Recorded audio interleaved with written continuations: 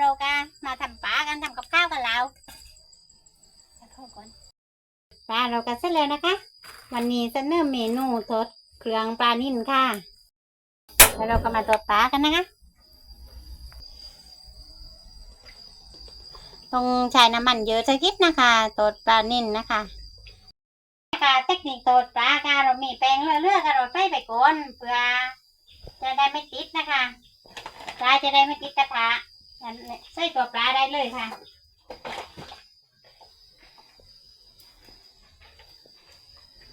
ปลาก็ตัวใหญ่มาก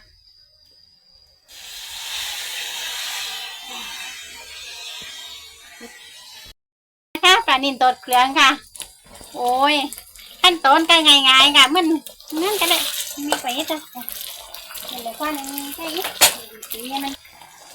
ร้อนเลยค่ะเสร็จแล้วนะคะค่ะเสร็จแล้ว